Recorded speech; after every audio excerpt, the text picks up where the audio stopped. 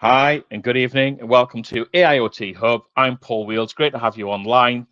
We are joined by John Staveley, as always. Hi, John. How are you? Hi, great to be here. Very good. It was great to catch up with you in person last Friday at the National Second Edge time we've AI met Hub. in person. It is only the second time. We've collaborated for about 2-3 years now, I think. Only the second time we've met in person. We got to hang out with Savas and Charles and Rajiv. From the National Edge AI Hub at Newcastle University, who are our sponsors here. How did you find the event, John?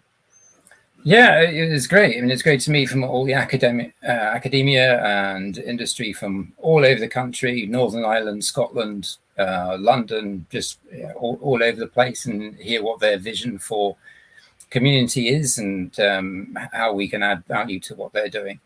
It's part of the big picture. One thing I heard a couple of times is that academia looking for really hard problems, which I think industry does stumble across from time to time. So I can see that we can get some people talking together and maybe do some work together. Yeah, I think it's it brought up some interesting questions as well around about the social aspects of AI and the positives and negatives of it. Job displacements and the like as well.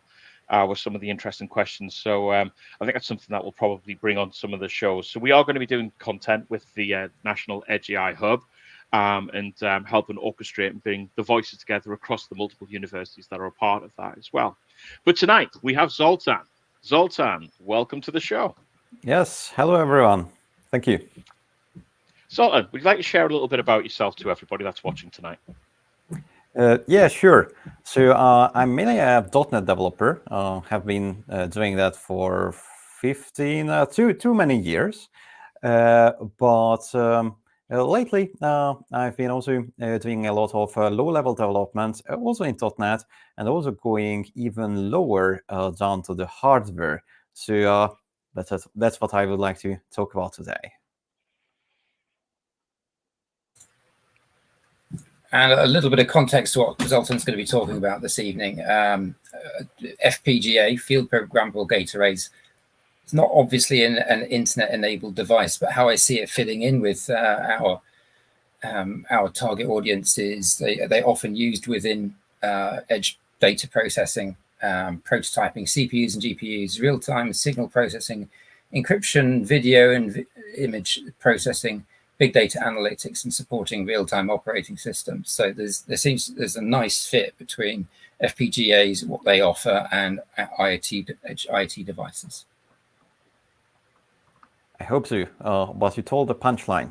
FPGAs I would only talk about at minute 5 or so.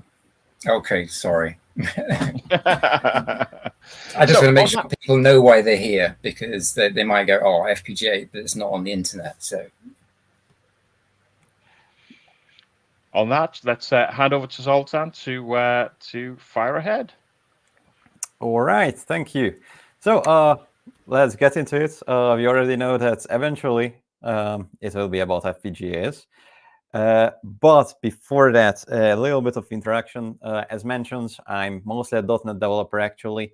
I'm from my company that I founded 11 years ago with my business partner called Lombik. Day-to-day, we are doing .NET web development as well, mainly for clients from the English-speaking world, UK, the US primarily.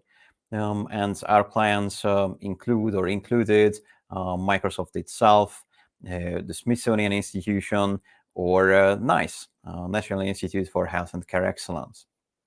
But when we are not doing web development, then we are doing research and development. And that project of ours that relates to FPGAs, but also .NET actually, is called Hastlayer. So let's see. But before that, let's talk about you a little bit. Let's suppose that you are doing some number crunching, whether that's in the cloud or on the edge, IoT obviously. It doesn't really matter for now, but you are doing something in the areas as following. For example, AI and machine learning, obviously quite fashionable topics nowadays. or something that's quite prevalent on the edge, image and video processing, or something related to computer vision. Or you do something in the areas of algorithmic trading on the stock market.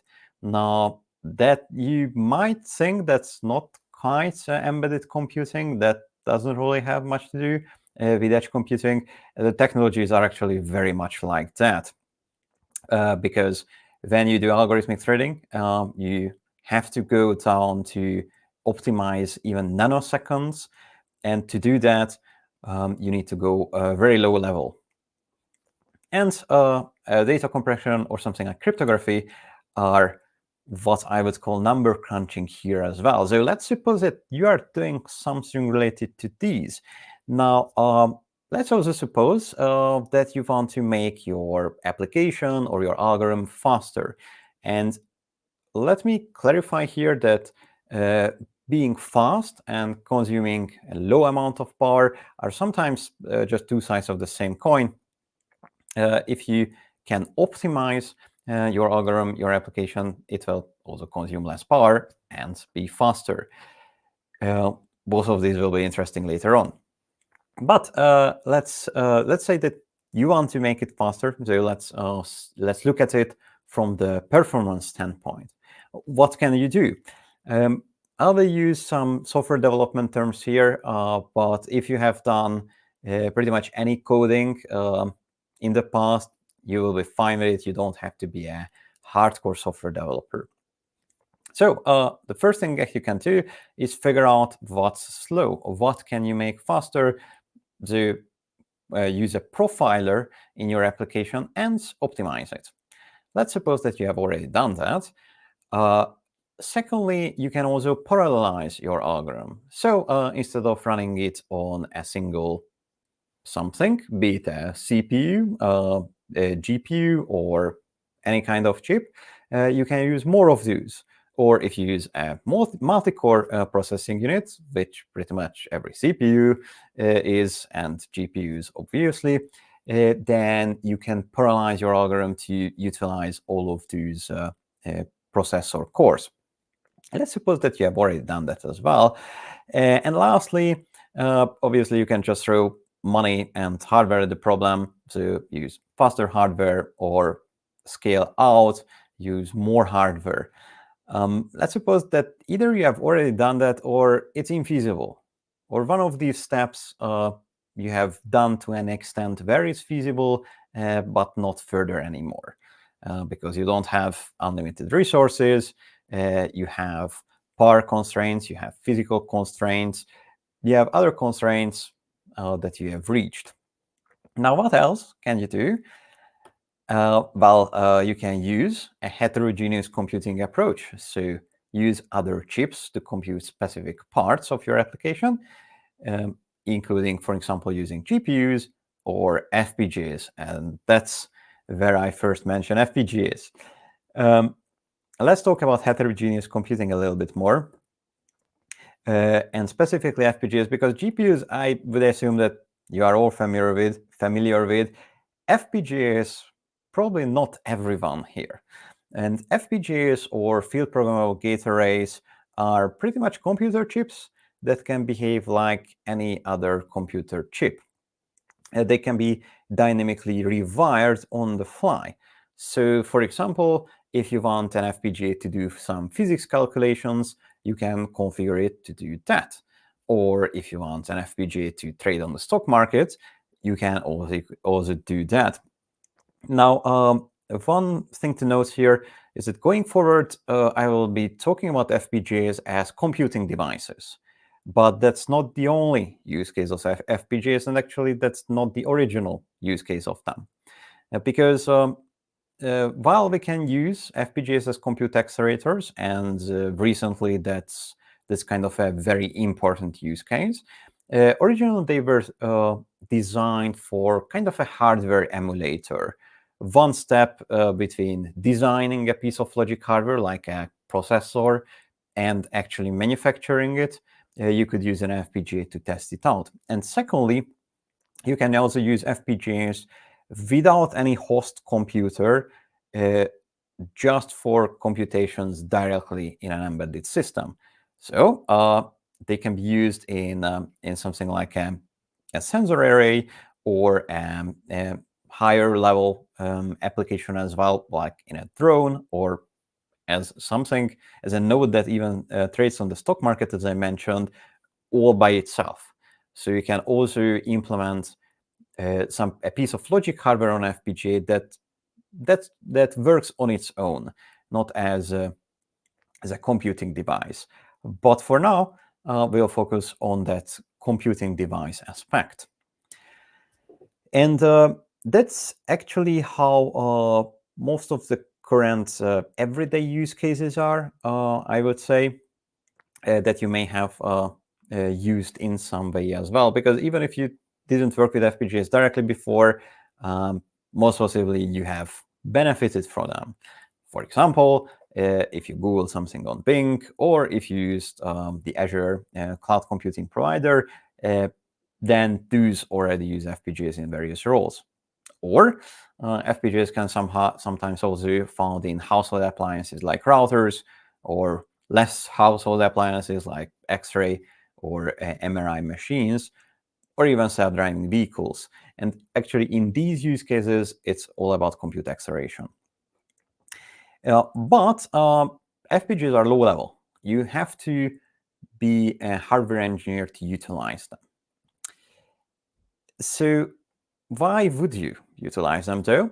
And let me give you a totally unscientific, just very crude comparison between different computing devices to give you an idea of why FPGAs are good, or where FPGAs are good. And again, we are focusing on the computation aspect here. We are using FPGAs as computational devices, as compute accelerators, chips specific for certain computations.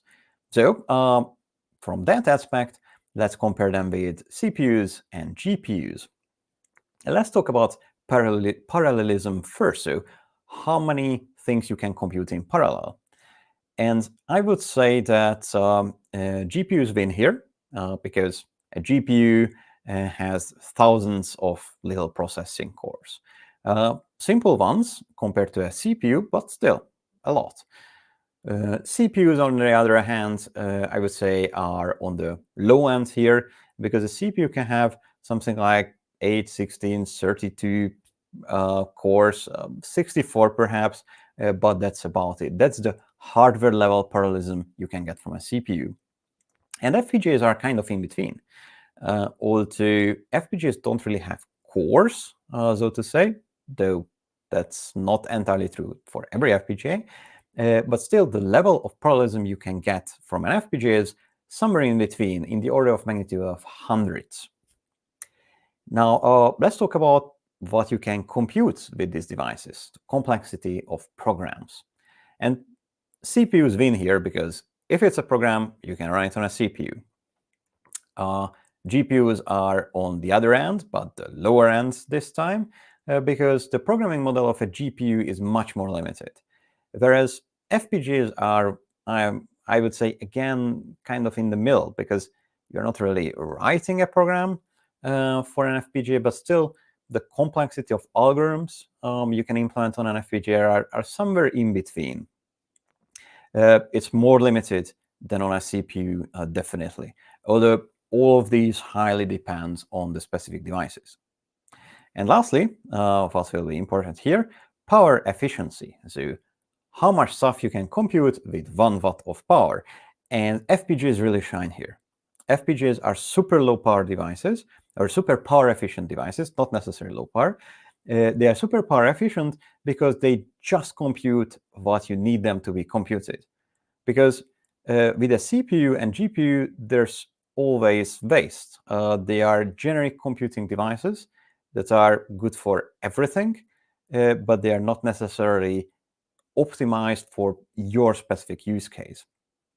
Whereas with FPGAs, they can be, because when it comes to FPGA computing, you implement your logic right there within the hardware. There will be no operating system to run. There will be not even an instruction set for a processor, it will be just bare metal, just your algorithm there etched into the metal, metaphorically. But, and that's the downside, as mentioned, you have to be a hardware engineer to utilize FPGAs because it's logic hardware development. And that's super low level. You have to think in terms of wires and gates and clock cycles. So it's not even like coding a microcontroller. It's really on the hardware level, and it's just a little bit above the transistor level. But there's some good news. There are high-level approaches and high-level programming models for FPGAs, including Hastlayer. Because what is Hastlayer? Well, it's a tool that takes a computer program and creates an equivalent FPGA logic. And by the way, Hastlayer and everything related to it is open source. It's up on GitHub. I will show you the links on the last slide. And we could also say that Hastlayer takes a computer program and turns it into a computer chip. Or if we want to get technical, it tries to get the logic out of a software and tries to create the equivalent logic as hardware in hardware form. Because software and hardware are very, very different. The concepts you use there are very, very different. What you can achieve is also very different. So we try to create some equivalent logic in hardware. And we are actually talking about .NET. As mentioned, you can you should be able to follow this talk even if you are not a .NET developer and just have done a bit of coding in the past. I will explain everything. But for now, what's important is that we are processing .NET programs. And .NET is a platform. It's pretty much a compilation target that's used by various programming languages. So that means that you can, if you know some programming language, most possibly you already know a .NET compatible one, or there's a .NET compatible one that's very similar, including C++, which is, of course, used pretty much everywhere, but even functional languages like F# or even scripting languages. So how we use FPGAs here is for compute acceleration. You can get a very substantial performance increase if your algorithm is parallel and compute bound or memory bound, and you get that at the same time with a much higher power efficiency. And it's still software development as usual. So we are talking about using FPGAs as a computing device connected most possibly to a host PC or something like that. But you could also use an FPGA alone, as I mentioned. For example, the Hello World application of an FPGA is usually blinking LEDs in an embedded system. And then it becomes a little bit more complex with buttons, sensors, a display, something like that. Hastlayer can actually help with that, but that's not our focus. We are talking about compute acceleration. So a lot of talk until now. Let's actually see a demo. So now I'm switching over to Visual Studio, which is probably the most popular .NET development environment. But again, you don't have to be a .NET developer to follow the next section. What I'm showing you now is an example. It will be not a real-life example, but kind of an exaggerated example of the kind of algorithms that are especially suited to be accelerated by FPGAs with Hastlayer. And as mentioned, Hastlayer is up on GitHub. This code is as well, with many more examples. You can check them out if you are interested. And this one here is called parallel algorithm. And you wouldn't have guessed, but this is a highly parallelized algorithm. This is, by the way, somewhat similar in its structure to most of the image processing and video processing algorithms. So every time there's data in some kind of matrix form, you can fit it into some algorithmic processing somewhat resembling what I will show you. And what this parallel algorithm does is pretty much here. It's some mock number crunching, because there's some conditional logic, see, if else, and there's a loop that executes this conditional logic 10 million times. Not super interesting. What gets more interesting is here. This is using a .NET construct, but pretty much what we are doing here is starting threads. So the block below here will be executed in parallel multiple times with different inputs. And that multiple times is actually this many, which is 260 as indicated here. So we will start 260 threads. Well, not exactly, but that's the gist of it. We'll start 260 threads and try to execute that mock number crunching logic in the middle of the code file there. Now, if you run this on a standard PC with like a 16-core processor, 16-core CPU, then even though you started 260 threads, still those 16 cores will do the actual parallel processing. Where the benefit of FPGAs and Hastlayer comes from is that when we turn this into an FPGA hardware implementation, then we will actually have 260 little processing cores. We have 260 copies of this algorithm. And the 260 is a magic number here, because that many will fit on the FPGA that I will use for this demo. Speaking of which, oops, not I didn't want to get here. But speaking of which, let me go over to a shell, and for some reason it's not really showing. So let me try again. Okay, it works. Sorry, let me try it again, and you should be able to see it now. So what I'm doing here is running.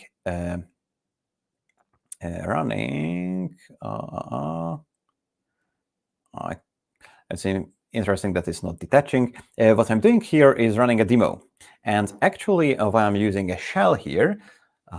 Because I'm remoting into some other computer, and that other computer is this one here.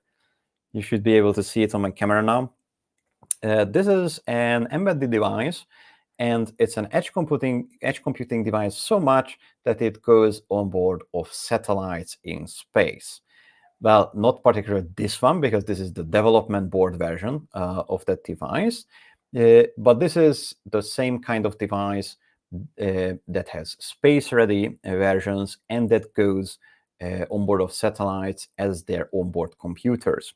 It's called a Zynq board, and it runs a little Linux, and it can run .NET at Hastlayer.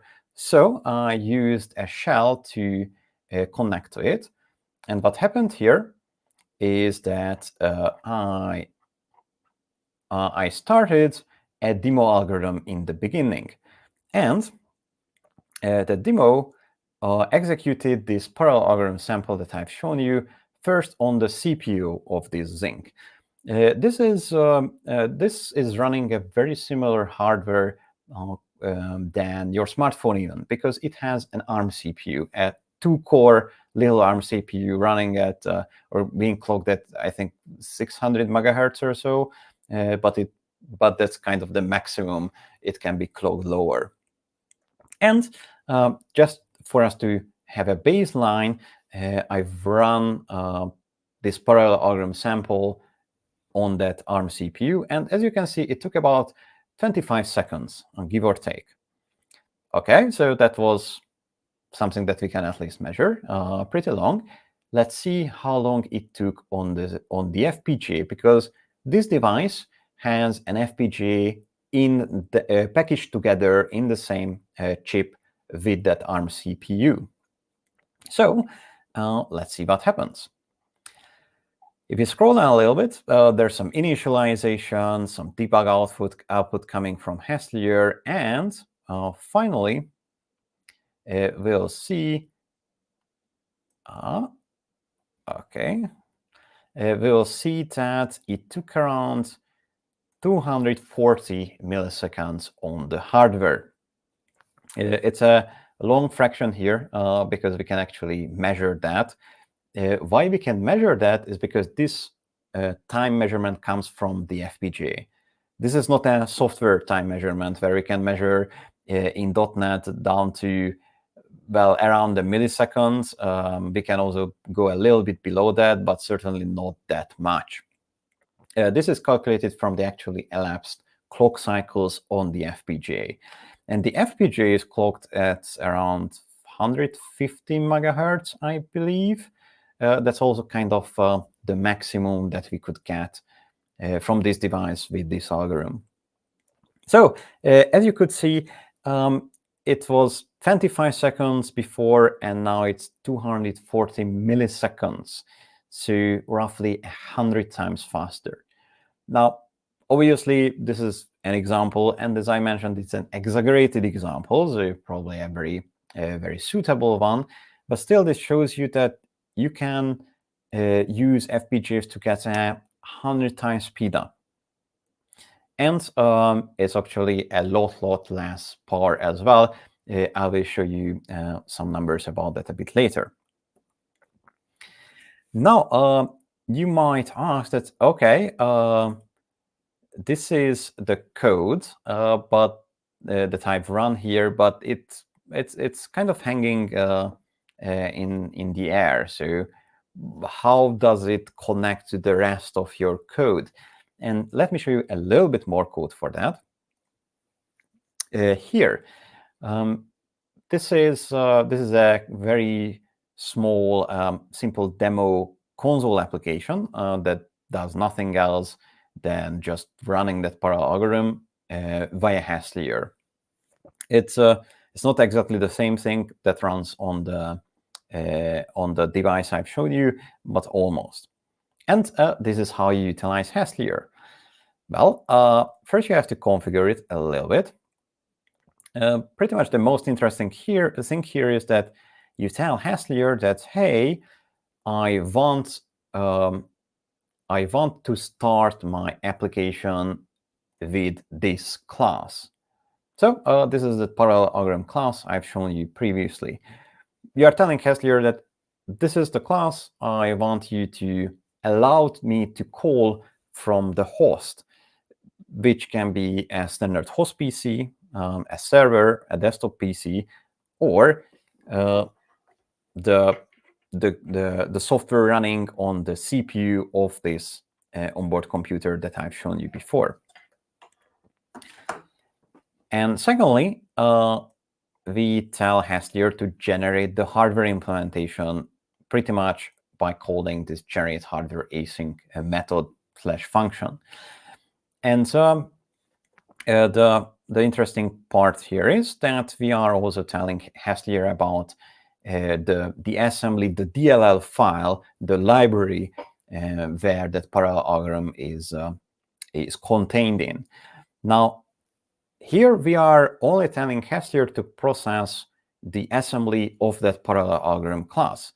So it's not processing the .NET standard library, but it can actually also do that. Now, not all of that, but some of that it can do, because when it comes to processing a .NET software and turning it into a hardware implementation, there are a lot of differences between the software and the hardware, and there are a lot of limitations that we have due to either those conceptual differences or due to us not supporting it yet. So not every kind of .NET code that you write will be possible to process with Hastlayer, but we think that most of what you'd like to accelerate like this should be suitable, including, for example, some mathematical functions from .NET. And then comes the actual execution. So how you utilize the hardware implementation that you process with Hastlayer is pretty much like this. So we create a new instance of that parallelogram class, and then we wrap it into a so-called dynamic proxy. It's not important. Pretty much we let Hastlayer hijack the function calls that go to that parallelogram. And that's important because on these lines here, we then actually do the execution. So we call this run method, which is pretty much the same run method you have seen here. We call this run method on our object, and pretty much that's it. So it looks like normal code, but behind the scenes, Hastlayer will take over these function calls and seamlessly transfer the execution onto the hardware. By the way, there can be a decision that you add about the hardware execution. So based on the input of your function call, you can decide whether you want to execute that on the FPGA or as software. This can be interesting because there's, of course, some overhead when handing out processing to an FPGA. There's communication with the host CPU. And we use PCI Express for that. So even within this device, although we are talking about a single chip for the FPGA and the CPU, the actual connection between them is PCI Express. And of course, that has latency. So if your computation is very short, it won't make sense to offload it to an FPGA. But if it takes seconds, and especially even more, then it will make sense, because that couple milliseconds of latency, or even less, it depends, wouldn't really matter. All right. Now I've shown you how to utilize Hastlayer. And again, we have a lot more examples on GitHub, but I didn't really show you how the sausage is made, because there's a little bit of magic to that. So let me show you that.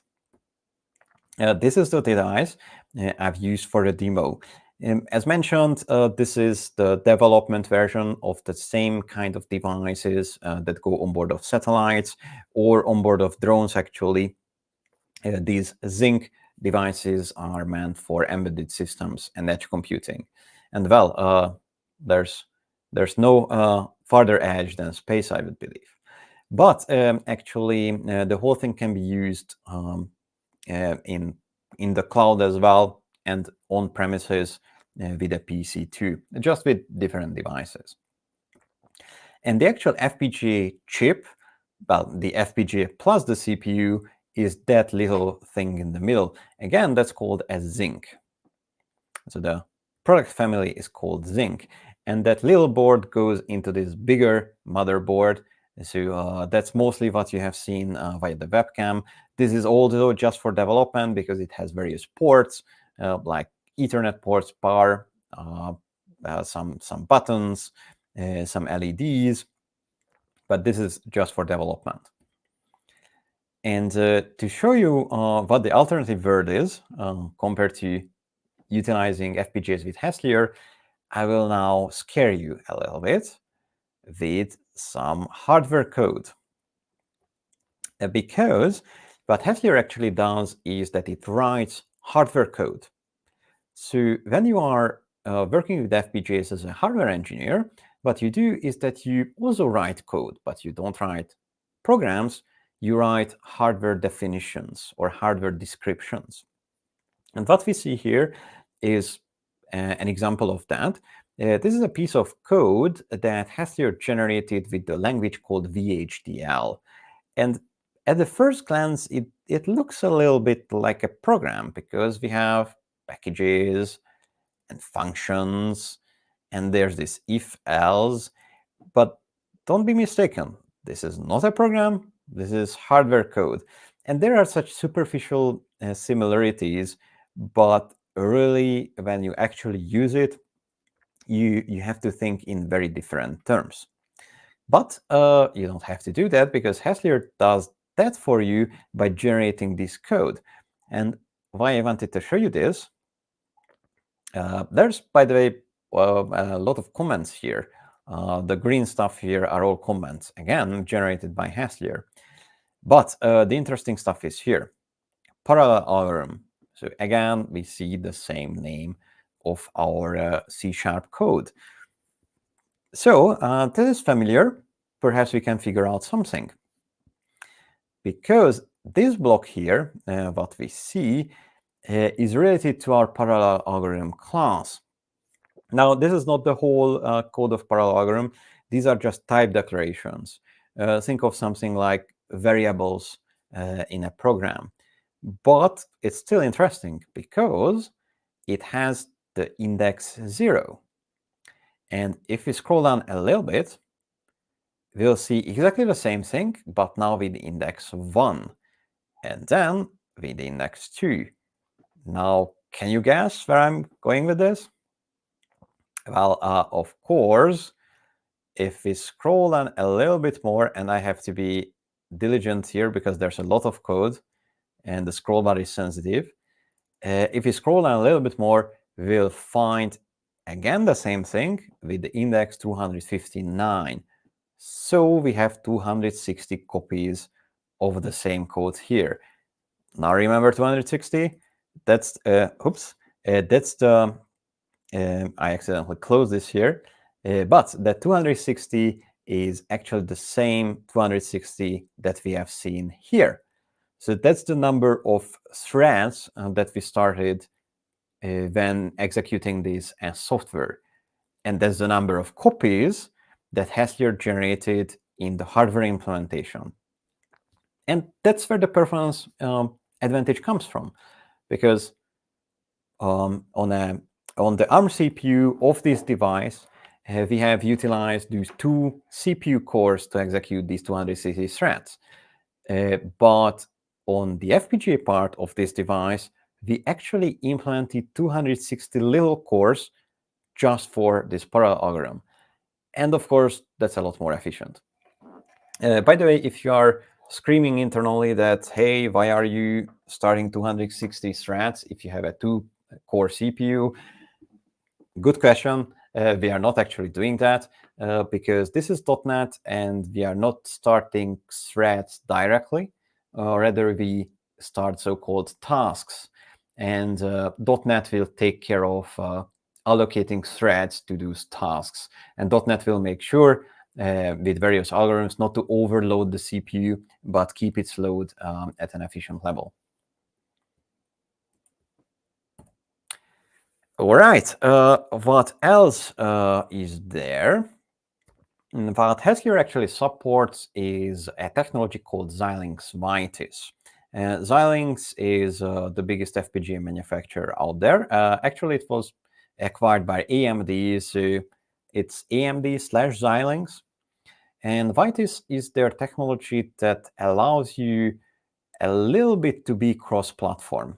Because how FPGA development works is, because it's so low level, when you create an FPGA implementation of your algorithm, you have to support a specific FPGA chip in a specific FPGA board. It's very hard to do it at the same time for multiple boards. It's nigh impossible to do it for multiple chips. Usually have to support specific chip board combinations. And this Vitis makes that a little bit easier. Still, we have to specifically support these combinations, but at least how we build those support packages, let's call them like that, is a little bit easier. And because of this, you can't just take Hastlayer and use it with an FPGA, unfortunately. First of all, it has to be a Xilinx AMD FPGA. And secondly, it has to be one of those FPGAs that we support specifically, which is documented.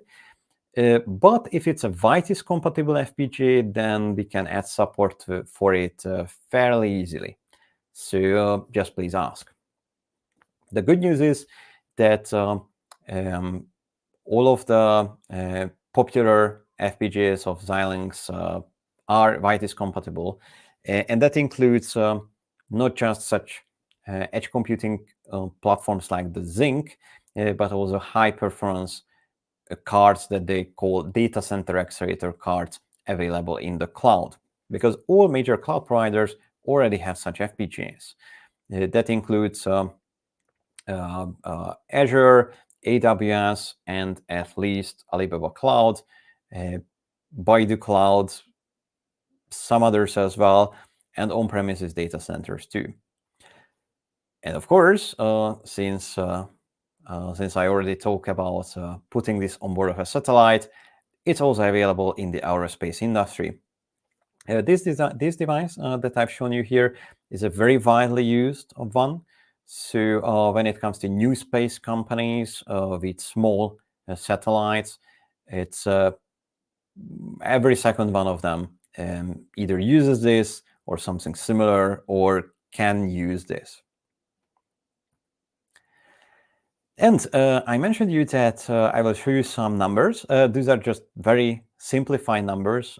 You can check them out in detail also up on GitHub. And we have also detailed how we got to these numbers and what exactly we did use. And first, some numbers about the data center accelerator cards, so the big ones in the cloud. We have seen nicer and less nice, but still substantial gains. One of the image processing algorithms that we have was something like 30 times faster and used 100th of the power. This parallel algorithm that I've shown today was 4 times faster for 25th of the power.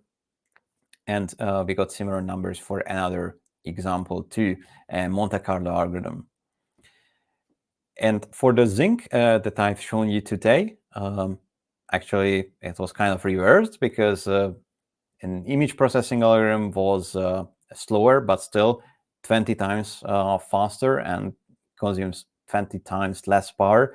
Whereas this parallel algorithm, well, you have seen the 100 times faster in action already. Why these numbers are different is because we are comparing the CPU of the same device or the CPU available with the same device. It can never be a fair comparison because an FPGA is very different than a CPU. It will be apples to oranges, whatever we do. We try to keep this fair by comparing those devices that are in the same product category, are on the same technological level, costs roughly the same. So you get the idea. In the case of the Zinc, well, it's the CPU part of the Zinc versus the FPGA part of the Zinc. So the numbers will be very different here than for the Alveo cards. But of course, there it's a very different CPU as well. One more interesting thing that's interesting mostly for AI computations nowadays is number formats. So most possibly the usual number format that you have used when creating any kind of program was, well, either some kind of integer or one of the IEEE floating point number formats. These are widely supported both by software frameworks and both by hardware, but they are not the best choice for every kind of application. And they are especially not the best choice if you want to squeeze out even the last bit of performance out of your numerical computations. So that's why we have other number formats as well for fractional numbers. And one of those is called POSIT. POSIT is is something that was invented by a mathematician called Dr. John Gustafsson, who currently works in Singapore, and it promises to offer better range and at the same time better accuracy than the standard IEEE floating point numbers. And why it matters is that with FPGAs, you can build that support into your hardware. So with a normal CPU or microcontroller, it needs to support the number type you use. So when you write float in your code, that will actually correspond to a piece of hardware within the CPU or within the microcontroller. Now, of course, there's no CPU that would support POSIT, but if you use an FPGA, you can build that support. We have actually done that. So we have a .NET library that allows you to use POSITs in any .NET program. And it's also Hastlayer compatible. So with a push of a button, you can turn it into an FPGA hardware implementation as well, and kind of have a POSIT processor already. So how cool is that? We want to have more use cases going forward. We have a couple of examples in the GitHub repository. We have a couple of users, some of those who shall not be named, but we have in finance primarily, and one of them can be named the Wigner Research Center for Physics, because scientific computations are where compute acceleration and thus FPGAs are interesting as well. Some of the computations of the Large Hadron Collider, for example, take months and months on supercomputers. So when you have use cases like that, compute acceleration can be very, very important. And as mentioned, FPGAs are actually available. So if you use any cloud computing provider, most possibly you will have access to FPGAs. If you use an embedded platform, most possibly that will be less easy, but most possibly still you can utilize FPGAs because FPGAs, due to their power efficient nature, are widely available there as well, but probably not as turnkey than in the cloud. I mentioned that AMD bought Xilinx quite recently, and actually the second biggest FPGA manufacturer, Altera, was also bought by the biggest CPU manufacturer, Intel, a while ago. So it seems that compute acceleration or using FPGAs as computational devices, well, that's something that the CPU manufacturers also see as the future. So that was pretty much it. If you like this, and I really hope you did, then please go on GitHub and check out the code, the samples, the benchmarks. Everything is up there, including details about how you can utilize Hastlayer and which devices we support. And be ready, because I think that where we are with FPGAs now is pretty much where we were with GPUs like a decade ago. Because GPUs also started as specialist tools.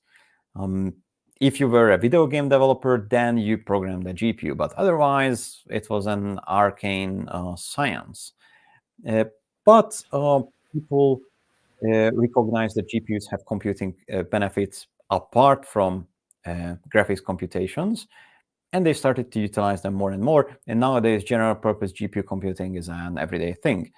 A similar shift is happening with FPGAs too. So, thank you very much. That was from me. If you have any... That's great, Zoltán. Thanks for that. As always, any questions in the chat? I've got a couple of questions. You made the point well that writing .NET code is a lot easier than writing VHDL. I mean, that stuff you showed for that looks absolutely hideous. And stuff in .NET is a lot simpler. So I can see the power of what Hastlayer is offering.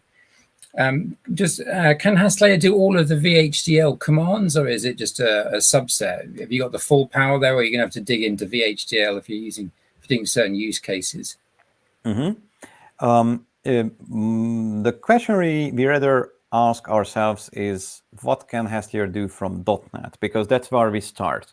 If you want to do hardware development and you actually know or want to know hardware development, then you kind of need to start there. The Hastlayer is not meant to be a general purpose high-level synthesis tool. That's how they call it if you have a tool where you write some higher-level code like C, C++, C#, and the end will be turned into an FPGA implementation. So the goal here is not to support as much from VHDL as we can, but rather support as much from .NET as we can. That being said, by the way, if you would like to integrate a Hastlayer created, we call it's called IP core, into a bigger hardware design, a bigger FPGA design, that's also something you can do. So while you can't, Hastlayer is not meant as an FPGA development tool, but you can use it to accelerate the work on an otherwise traditional FPGA project. Okay. And you mentioned one person is using Hastlayer, but you couldn't mention others. Could you tell us what use cases they're using it for? As mentioned, finance is one of the things that we have seen by multiple clients. So that's kind of an obvious use case for FPGAs. Image processing was another. So that's also something that GPUs can do very well. But if you have a custom algorithm, FPGAs can provide very substantial performance increase since it's highly parallelizable processing. Scientific computing is another one that I already mentioned.